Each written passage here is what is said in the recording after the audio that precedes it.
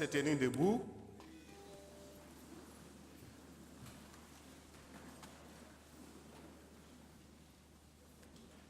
Il y a des gens, depuis le matin, ils ont le visage serré, je ne sais pas comment ils se sont réveillés.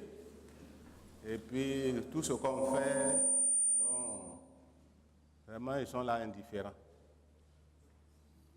Ils ne font même pas attention à leurs voisins. Parce que le voisin qui est là, ça peut être un grand. Ou bien il peut devenir grand. Et puis tu ne fais pas attention. Un jour, on va dire, ah, il est nommé pasteur. Il est nommé ministre, président. Il dit, ah, le monsieur était à côté de moi, je n'ai pas fait attention. Il y en a qui ne sourient pas, c'est parce qu'ils sont avares en sourire. Donc, vous allez vous tourner vers votre voisin pour lui offrir le sourire.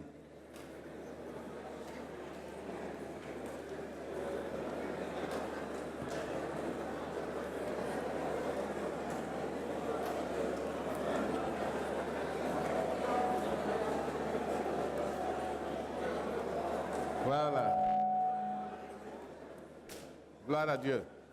Nous prions. Notre Dieu, notre Père, nous te rendons grâce. Toi qui es le Dieu vivant et vrai, le Dieu tout-puissant, nous sommes devant toi. Nous nous inclinons devant ta majesté, devant ta grandeur. Il n'y a pas de Dieu au-dessus de toi, il n'y en aura pas. Personne ne te surplantera. Tu règnes éternellement. Merci pour la grâce que tu nous fais d'être dans ta présence. Nous prions que tu étends ta main et que tu bénis ces moments.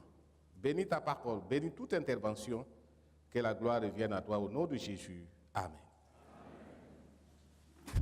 Permettez-moi de commencer par une petite histoire.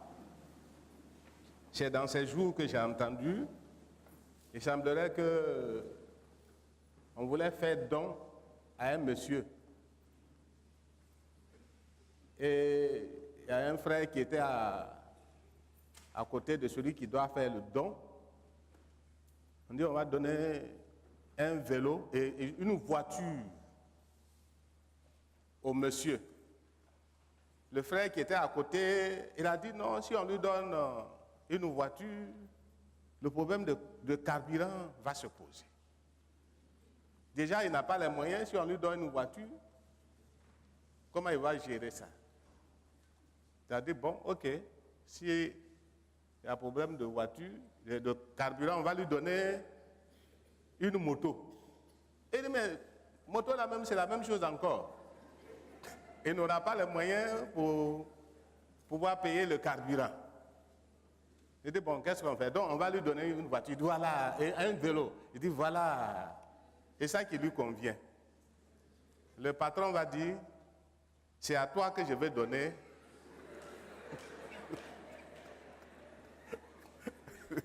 C'est à toi que je vais donner le vélo là. Donc tout ce qu'il est en train de faire, c'était pour lui-même. Mais donc lui dit non, la voiture c'est trop, moto c'est trop. Il dit bon, c'est vélo, on va te donner. C'est ce qu'on me fait ce matin.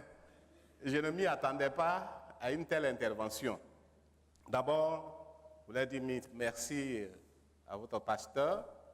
Et comme il a si bien dit, nous avons toujours marché ensemble depuis l'Est. Il a été dans une zone, une église dans ses débuts, ce n'était pas facile. C'est pourquoi je dis souvent aux jeunes stagiaires qui rentrent dans le ministère, tout lieu est un lieu de formation. Même si vous êtes avec un pasteur qui apparemment, la gestion est difficile, c'est une formation. Dieu ne fait rien pour rien. Et donc, il a commencé à l'intérieur là-bas, et il a tourné jusqu'à...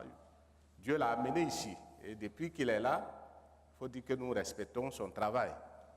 Et à plus d'une fois, les éléments sont venus aussi pour voir ce que vous faites. Ça a une grande réputation dans le pays ou sinon dans notre milieu. Nous voulons vous féliciter. Maintes fois, je suis venu vous trouver. Je me souviens encore, il y a eu des concours entre hommes et femmes. Si mes souvenirs sont bons, Je vois que les femmes remportaient toujours la victoire. C'est ça, non, AOC? C'est vous qui êtes les colonnes de cette maison. Les colonnes que vous voyez là, c'est vous qui tenez ça. Que le nom du Seigneur soit béni. Et merci à tout ce que vous avez fait. Merci aussi à tout ce que vous faites à vos pasteurs, au principal. Et j'appelle docteur parce que où il va aller là, il va aller au doctorat. Félicitations à tous et vraiment que le Seigneur vous bénisse. Et c'est une joie pour nous d'être avec vous. Je suis avec le frère Yubiyu, qui est un des responsables de l'église, et il est de EBCI. C'est ça, c'est lui le responsable. Il est dans l'éducation, hein, c'est ton collègue. Il est dans l'éducation et donc Gay Irarion, lui il est prestataire. Voilà. Donc on est avec vous ce matin. Depuis longtemps, il a sollicité, mais c'est le temps qui m'a manqué. Et avec les programmes par-ci, par-là, ce n'est pas facile. Mais c'est une grande joie. Et nos frères et sœurs nous ont chargés de vous transmettre leurs salutations, les pasteurs. Je ne m'attendais pas à ce que je puisse vous faire l'exposé au niveau des travaux. J'aurais pu amener même le président ce matin pour vous trouver ici. Bon, nous, on va dire pêle-mêle ce qu'il en est. Et il faut dire que toute chose se fait par ambition. On est allé voir une église à Anyama, une église catholique à Anyama. Vous voyez un grand bâtiment, grand espace. C'est depuis ce jour-là que l'ambition nous avait été animée. Pourquoi il peut faire des choses comme ça et puis nous ne pouvons pas le faire? Après, ça a été modifié, etc. Je ne vais pas rentrer dans les détails, mais nous avons pu quand même trouver une solution avec des frères techniciens qui nous ont aidés à pouvoir faire un plan. Et à peu près, ça ressemble un peu à votre plan. Et donc, pour l'exécution, ça n'a pas été facile. Ce que nous avons pu faire, c'est de prendre une entreprise, NSBTP, et nous avons travaillé ensemble, et ils ont donné le coût. Et en même temps qu'eux, ils faisaient le travail, nous essayons de leur verser cela. Nous avons trouvé que cela était mieux, parce que si on doit se mettre dans les affaires de construction, tu ne dors pas. Parce qu'on dit qu'il n'y a pas de briques, les ouvriers ne sont pas venus, il y a le fer qui a manqué, il y a quelqu'un qui a volé, il y a quelqu'un qui a fait ceci. Donc, quand on a tout remis entre les mains, il y a un ouvrier, il n'y a pas d'ouvrier, il y a ciment, il n'y a pas ciment, ce n'est pas mon affaire. C'est ça qui fait que je tiens encore.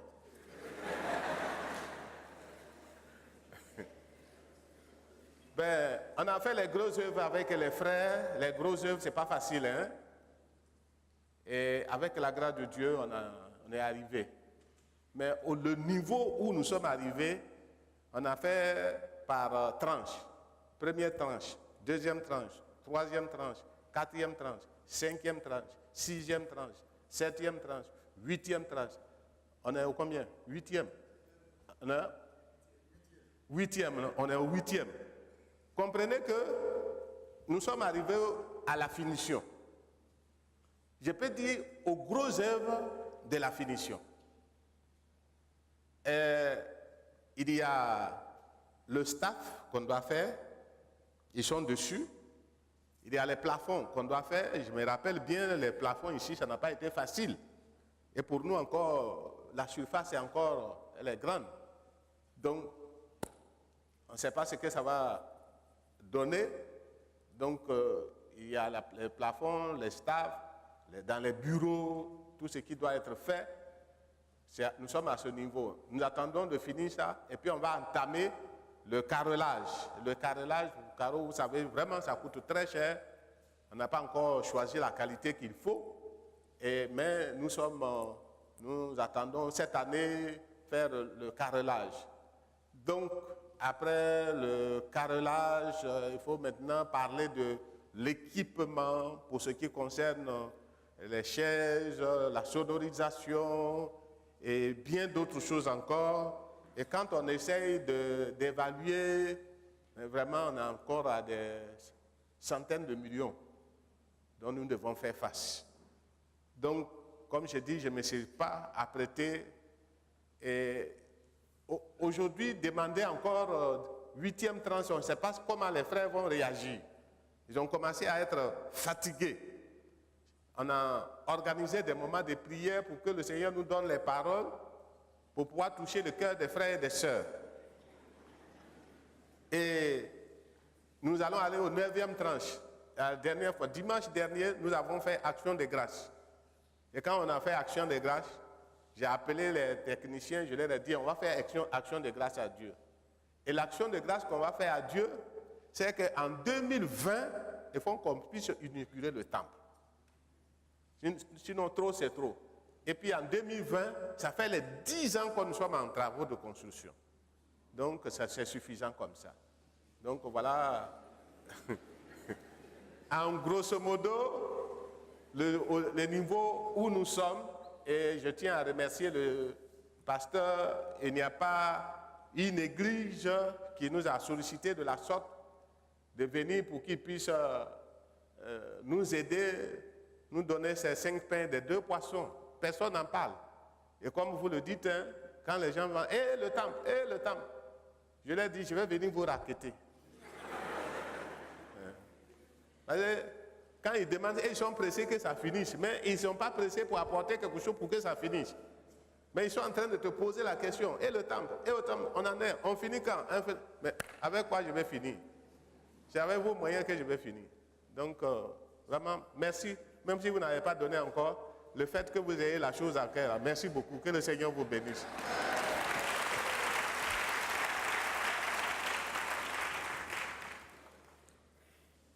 Et je sais que vos pasteurs sont des pasteurs qui parlent bien. Ils ont de profondes réflexions. Et venir prendre et parler dans une telle église, il faut savoir peser ses mots.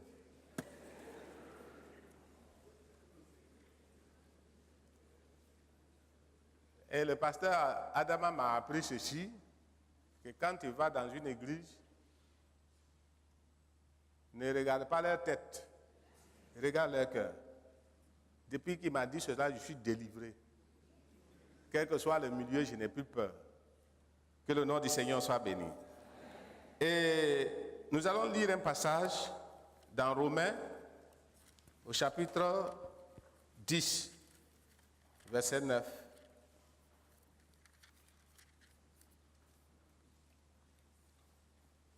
Versets 9 et 10, nous lisons ceci.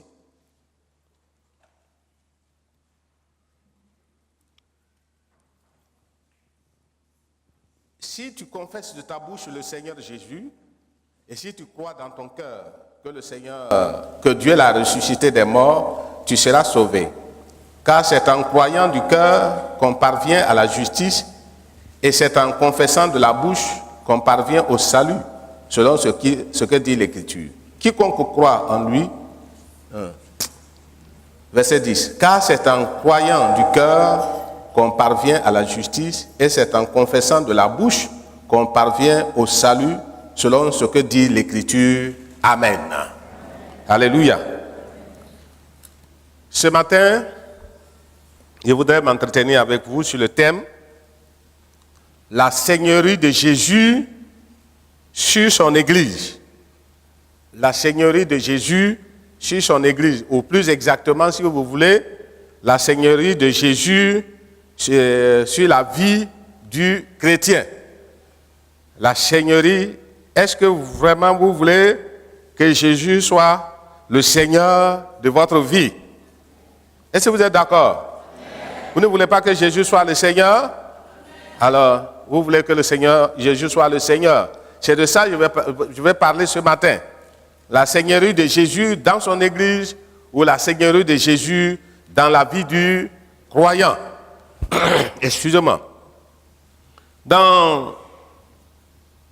Nous disons ceci que la confession la plus ancienne de l'Église du Nouveau Testament n'était pas Jésus est sauveur. La confession la plus ancienne n'était pas que Jésus est sauveur, mais Jésus est Seigneur. Jésus est Seigneur. C'est cette confession qui régnait en son temps. Jésus est Seigneur. Dans le Nouveau Testament, Jésus est appelé à plusieurs reprises, on s'est amusé comme ça, à 16 reprises, Jésus est appelé Sauveur. À 16 reprises, Jésus est appelé Sauveur. Et deuxièmement, Jésus est appelé Seigneur à plus de 450 fois. Jésus est appelé Seigneur à plus de 450 fois. Que signifie le mot Seigneur? Le mot Seigneur, en grec, Kyrios signifie possession d'un pouvoir, d'une domination, d'une autorité et du droit de maîtrise. Voilà ce que le Seigneur Jésus devrait être dans notre vie. Possession d'un pouvoir. Comme un démon possède une personne, Jésus doit nous posséder. Je vais dire que nous devons être pleinement pour le Seigneur Jésus-Christ. Que dire encore? Il doit avoir la domination, il doit avoir toute l'autorité, il doit nous maîtriser dans tous les domaines. Qu'est-ce que ça veut dire confesser que Jésus est Seigneur? Quelqu'un qui confesse que Jésus est Seigneur déclare qu'il est égal à Dieu. Si nous confessons que Jésus est Seigneur, nous voulons dire que Jésus est égal à Dieu. Deuxièmement, nous voulons aussi dire qu'il est digne de puissance. Il est digne de puissance. Quand vous lisez dans l'Apocalypse, l'Apocalypse en parle. C'est à lui qu'on doit la puissance, la gloire et le règne. La puissance. On peut aussi dire qu'il est digne d'être adoré. Dans Philippiens, tout genou confessera que Jésus est Seigneur à la gloire de Dieu le Père. Donc, quand on dit Jésus est Seigneur, c'est-à-dire qu'on dit que Jésus est digne d'être adoré. On pourrait dire aussi que Jésus est digne de confiance. Il est digne de confiance. Dans Jean 14, Jésus dira ceci, que votre cœur ne se trouble point. Croyez, puisque vous croyez en Dieu, croyez aussi en moi. Croyez aussi en moi. C'est-à-dire quoi? C'est-à-dire qu'on croit en Dieu. On sait que Dieu est puissant, Dieu est ceci, etc., etc. Mais ce que nous devons aussi savoir, c'est que nous devons croire en Jésus, placer notre confiance en Jésus. Jésus est capable de résoudre tous nos problèmes. Jésus est capable de nous aider en toutes choses. C'est dire aussi que Jésus est digne qu'on lui obéisse. Il est digne qu'on lui obéisse, selon ce qu'il nous dit dans sa parole. Donc, non seulement qu'on lui obéisse, il est digne qu'on le prie. C'est-à-dire quand on prie Jésus, et vous connaissez bien des passages dans la parole de Dieu où Jésus a répondu à des cris, à des prières. Quand les croyants du Nouveau Testament appelaient Jésus Seigneur, ce n'était pas du bout des lèvres. Mais c'était une attitude intérieure et sincère du cœur. Une attitude intérieure et sincère du cœur. Quand ils disaient que Jésus est Seigneur, ils étaient sincères. Ils montraient et donnaient à Christ et à sa parole une position de maître. Vous voulez dire que Jésus est maître. Nous pouvons dire que Jésus va donner des paroles à plusieurs endroits. Dans Luc chapitre 6, verset 46 et 49, parlant de la maison, quelqu'un qui a construit sa maison, 2 personnes, il y a un qui a construit sur la terre comme ça, sans travailler, et il y a un autre qui a creusé, il a touché le roc avant de construire. Les 2 maisons ont été éprouvées. Et nous a dit que celle qui n'était pas bâtie sur le roc, elle s'est écroulée et la ruine a été grande.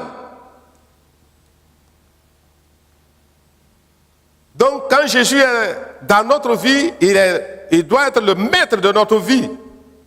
Les tempêtes, les épreuves, les difficultés peuvent arriver, mais nous pouvons tenir ferme. Nous pouvons remporter bien des victoires.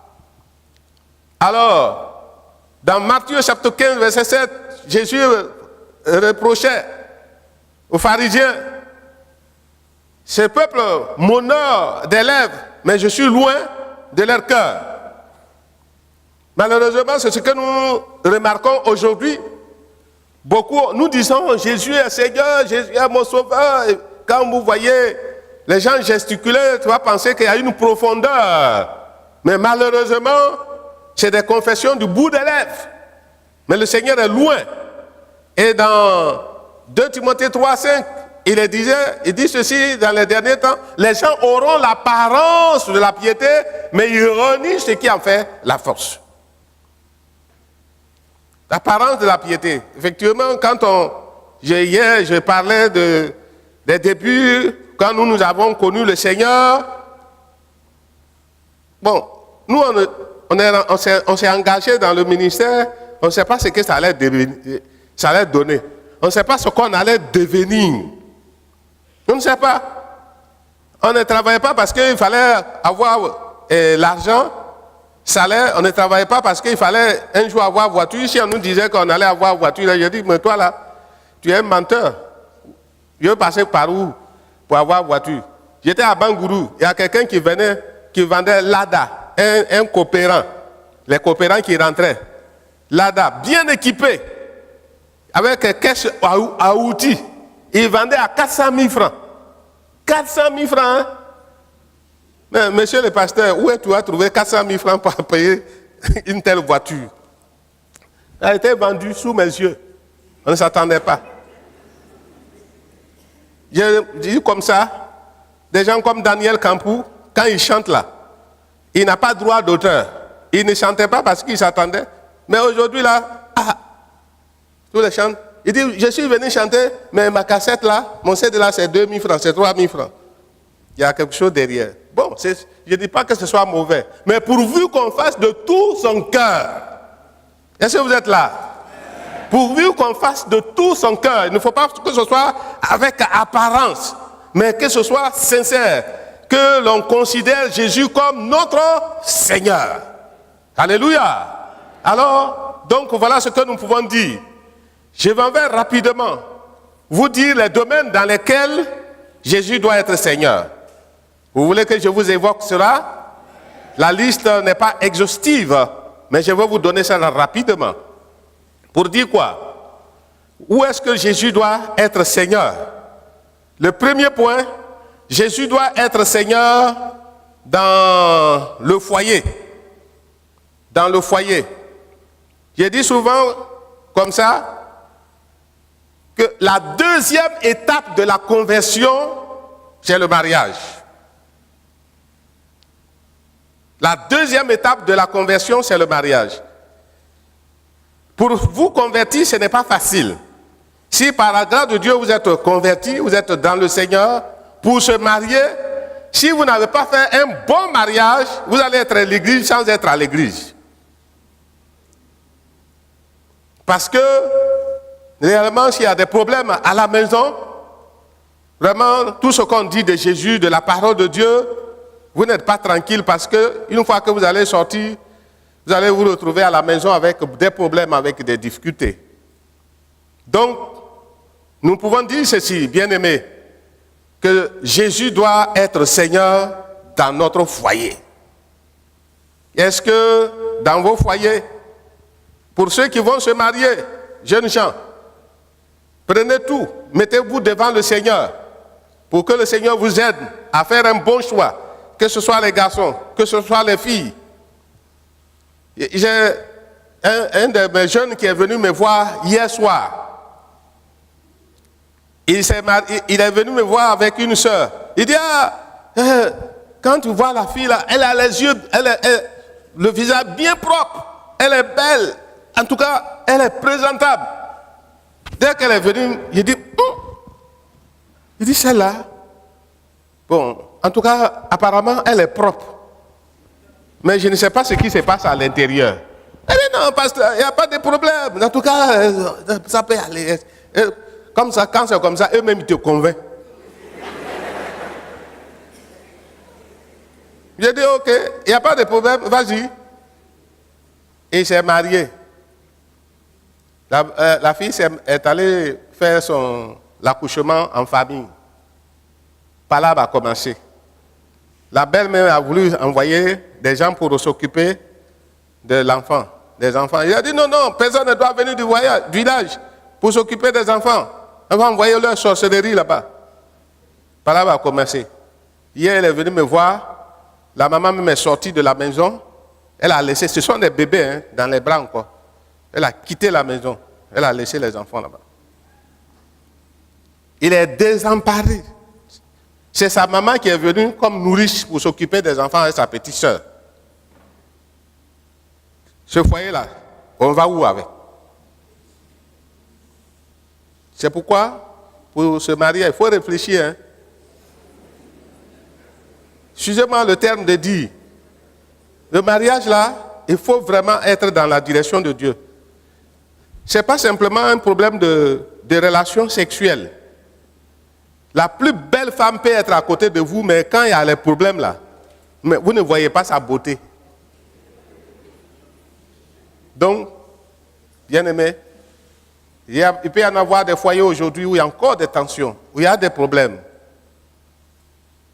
Vous êtes chrétien, chrétienne, aujourd'hui, des dossiers qui peuvent se trouver encore devant des juristes pour qu'on puisse prononcer le divorce. Dieu dit, je hais le divorce. Sois fidèle à la femme de ta jeunesse. Si on s'est marié, c'est pour toute la vie. Quand ça ne va pas, mettez-vous devant le Seigneur, mettez-vous en cause, cherchez la solution. Mais Jésus doit être le Seigneur dans votre foyer. S'il ne l'est pas, à partir de ce matin, dites, Seigneur, tu es hors de notre foyer, tu n'es pas maître de notre foyer, tu ne possèdes pas notre foyer, tout dépendra de vous. Je ne vais pas rentrer dans les détails, chacun se connaît. Deuxièmement,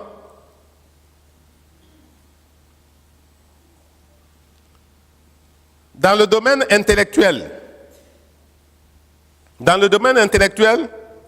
il faut que Jésus soit le Seigneur.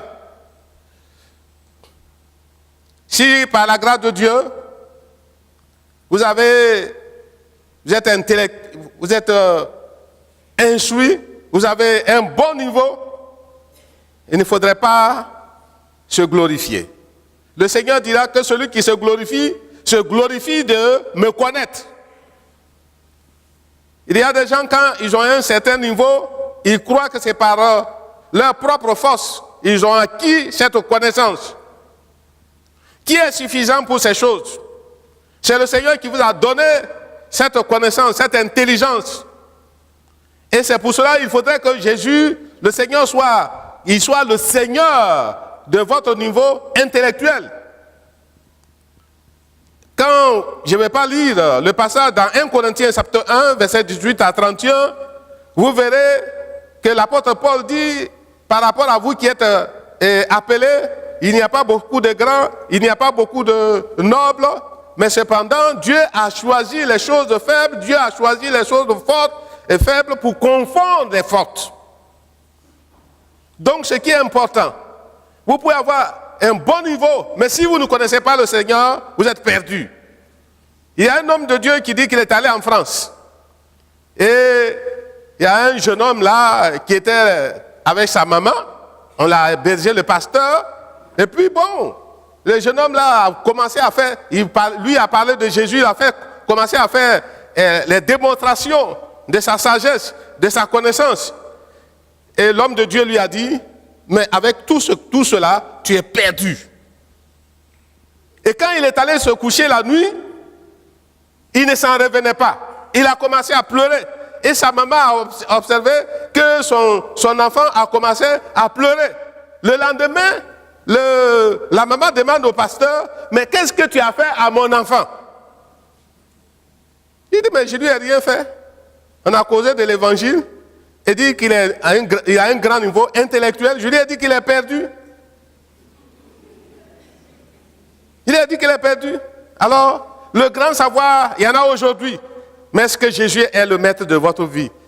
La plupart du temps, excusez-moi le terme de le dire, vous verrez beaucoup de gens qui ont de grands niveaux, de grands diplômes, de grandes positions. Mais quand vous leur parlez du salut, ils ne savent pas ce que c'est que le salut. Quand vous leur parlez de la nouvelle naissance, ils ne savent pas ce que c'est que la nouvelle naissance. Or, celui qui est intellectuel, c'est celui qui a découvert le Seigneur Jésus-Christ comme son sauveur et maître de sa vie. Voilà le grand intellectuel. Même si vous n'allez pas aller à l'école, même si vous n'avez pas de grand niveau, même si vous n'avez pas de grands moyens, que vous avez le Seigneur Jésus-Christ, vous êtes le plus intellectuel de la terre. Que le nom du Seigneur soit béni. Alléluia.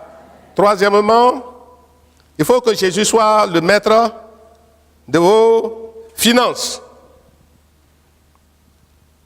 Qu'il soit Seigneur de vos finances.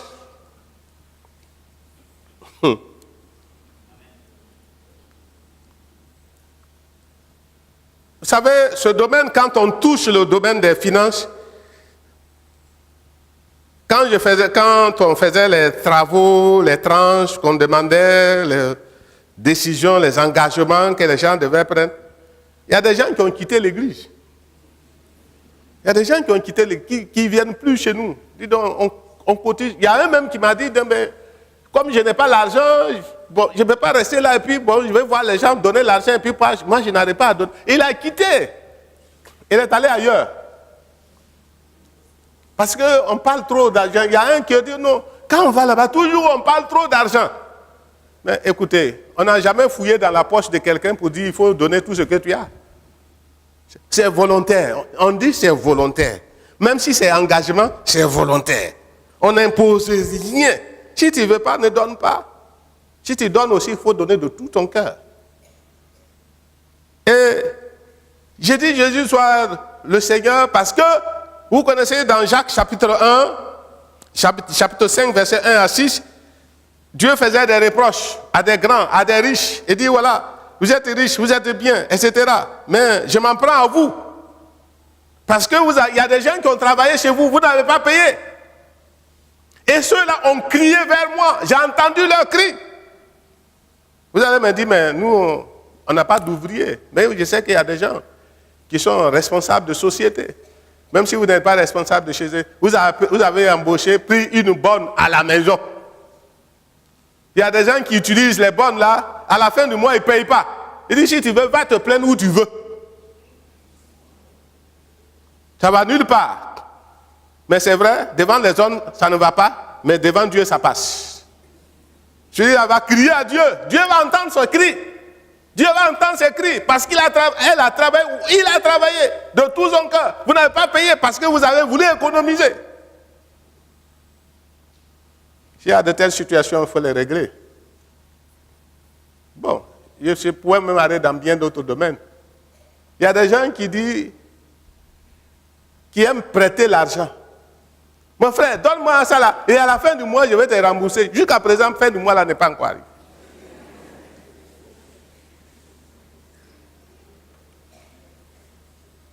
Il y a des gens qui habitent les maisons.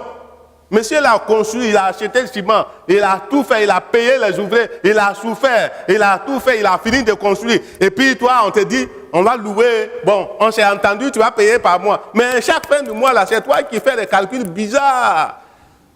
Tu ne payes pas le loyer, là. Tu vas aller où avec l'argent, là? Et puis tu veux dans ça que Dieu te bénisse? Jamais.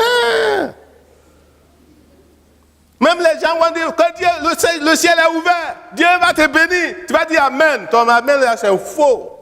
Ça ne va nulle part. Si vous avez des problèmes d'argent quelque part là, réglez et vous allez voir le ciel ouvrir. On est là? Il faut que Jésus soit le Seigneur. Et sans compter, Jésus, le Seigneur est allé dans le sens, en parlant d'une église, dans Apocalypse chapitre 3, verset 17. Une église qui dit, je suis riche, je me suis enrichi, je n'ai besoin de rien. Le Seigneur va lui dire, tu ne sais pas que tu es aveugle, tu ne sais pas que tu es pauvre, tu ne sais pas que tu es nu. Je te conseille d'acheter de moi des colis pour toi des yeux, des vêtements pour couvrir ta nudité. Bien-aimés, revoyons notre position avec le Seigneur. Si effectivement, nous ne vivons que pour le luxe, que pour la gloire, pour que les choses de ce monde, Jésus n'est pas Seigneur de notre vie. Peut-être qu'on peut lancer les appels d'argent, des appels de certains besoins qu'on a dans l'église. Je suis allé dans une église, souvent comme je me déplace, je suis allé dans une église. Ils ont fait une construction comme ce bâtiment. Mais j'ai demandé au pasteur comment vous êtes arrangé. Il dit, pasteur, presque les frères, c'est eux qui ont pris tout en charge. Un seul frère, il devait faire, comment on appelle, la chair en marbre. C'est en marbre ici, hein? Je ne suis pas encore arrivé là-bas. Il devait faire en marbre.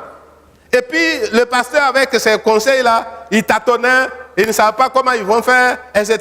Et il y a une soeur qui a appelé un jour, dit, mais pasteur, vous avez dit que vous allez faire la chair en marbre. Qu'en est-il? Le pasteur dit, c'est parce que, bon, on n'a pas l'argent, on voulait changer et puis faire autre carreau. Il dit, alors, je m'en charge. Et on devait mettre des armoires dans tous les coins. C'est légèrement un peu grand que cette église. Les armoires dans tous les coins. Il y a un frère qui a dit, moi je prends cela en charge. On devait équiper l'église des chaises royales. J'ai dit cela parce qu'on va trouver quelqu'un qui va changer toutes ces chaises-là. Vous en avez la capacité. Mais comment on va se décider pour le faire, puisque Jésus n'est pas Seigneur de ce que nous avons. Mais lui seul, c'était combien de chaises? Mais lui seul, il a pris presque les 95%. Et puis le reste, c'est l'église qui devait payer cela. Il a pris ça en charge.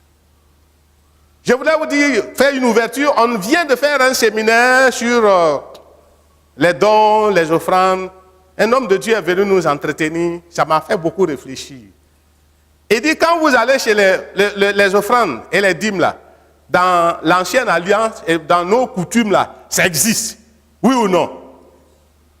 Tu ne peux pas aller faire un sacrifice sans envoyer un poulet. Tu ne vas pas chez le péticheur sans envoyer un poulet.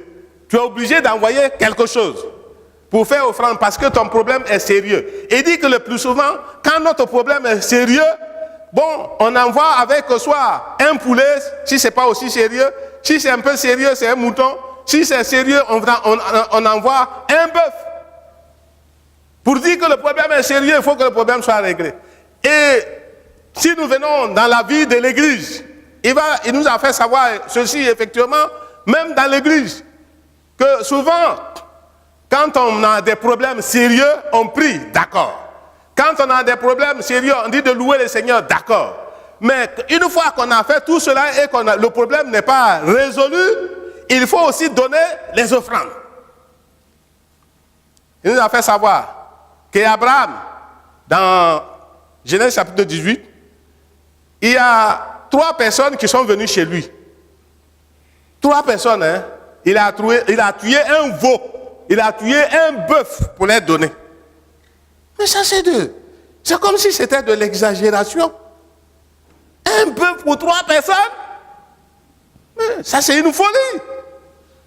Mais quand il a tué le veau, là, parce qu'il a discerné en eux des hommes de Dieu, quand il a tué le veau et qu'ils ont fini de manger leur ventre rassasié maintenant, ils ont dit, ah, Abraham, et ta femme là, elle est dans quelles conditions? L'année prochaine, quand on va revenir là, ta femme sera enceinte. Parce qu'il a tué un bœuf pour 3. Et puis Dieu va lui dire, je vais détruire Sodome et Gomorrhe. Mais toi, je ne vais pas te cacher cela. Je vais te révéler cela.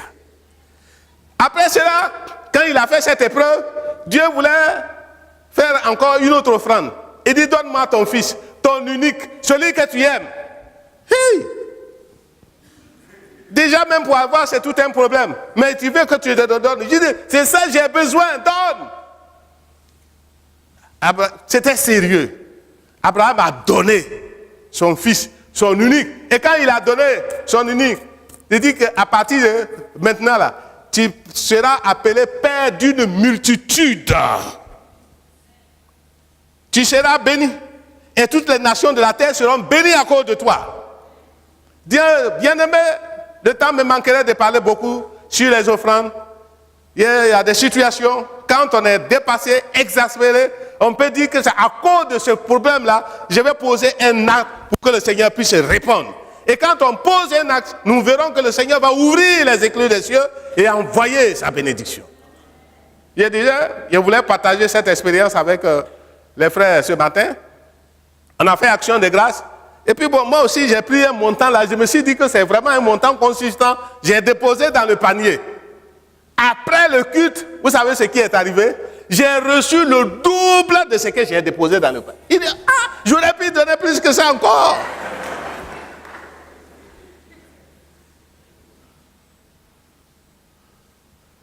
Mais Dieu, il est fidèle.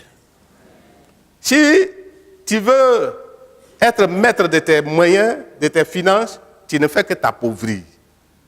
Mais une fois que tu ouvres ton cœur et que tu donnes de tout ton cœur, le Seigneur va te bénir. Voilà. Quatrièmement, l'éducation. L'éducation, je veux dire peut-être l'éducation des enfants. Pour ceux qui ont des enfants et ceux qui auront des enfants, l'éducation des enfants est très importante. Il faut que Jésus soit le Seigneur et le Maître. Malheureusement, le plus souvent, on est prêt à envoyer nos enfants hors du pays. Ce n'est pas mauvais. Mais là où les enfants vont aller fréquenter, il faut prier le Seigneur. Si en fréquentant dans ces lieux-là, il va devenir ou continuer à être chrétien. Il peut aller étudier en France. Mais qu'est-ce qu'il va devenir par la suite? Il peut étudier dans une école de la place, chère. Mais qu'est-ce qu'il va devenir après? Mais il faut que tu te mettes devant le Seigneur. Quelqu'un a dit ceci, que l'héritage qu'on peut laisser à un enfant, c'est l'éducation. Si un enfant n'est pas bien éduqué, tout héritage que vous pouvez lui laisser là, il va tout dilapider. J'ai eu l'occasion de visiter une famille. Des parents sont décédés. Et on était en train de chercher une maison, et on est tombé sur ceux-là. On devait louer. On est tombé sur eux. Mais ils avaient des maisons. On est allé voir la maison. Effectivement, le père avait beaucoup de maisons. Mais les enfants ont commencé à vendre les maisons. Et pendant les vacances, ils vont aller en France pour aller vivre et puis revenir, vendre. Ils vont tout vendre et puis voilà, tout est tombé à l'eau. Raison pour laquelle l'éducation, je ne vous apprends rien par rapport à la parole de Dieu.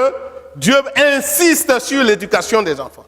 Je voudrais vous exhorter à prendre soin de l'éducation de vos enfants, de tous ceux qui sont avec vous à la maison. La cible de l'ennemi, ce sont les enfants. La cible de l'ennemi, ce sont les enfants. Parce que on dirait que l'église de demain, ce sont les enfants. Mais il faut commencer à bas âge à les éduquer. Dans tous les domaines, vous verrez que les gens commencent avec les enfants. Vous verrez par exemple, pour quelqu'un qui est musulman, que les enfants grandissent dans une famille musulmane jusqu'à 10 ans. Si l'enfant a pu avoir 10 ans dans ce milieu-là, pour le détourner de cette foi-là, en tout cas, levez-vous très tôt le matin. Les sectes, quand ils veulent attaquer, ils attaquent les enfants. Les cybercriminalités dont on parle aujourd'hui, là, ce sont les enfants, ils sont ancrés dans ces choses-là. À la télévision, quand vous regardez les dessins animés, là, vous ne comprenez rien. Mais les enfants, ils comprennent le message des dessins animés. Si vous ne savez pas trier, si vous ne savez pas lire entre les lignes, les dessins animés qu'ils lisent là, c'est un message fort, peut-être de la sorcellerie même, qu'on est en train de les inculquer. Hey, mon petit, ton papou là, il va te montrer ce qu'il est. Donc, raison pour laquelle Dieu a dit à son peuple, l'éducation des enfants.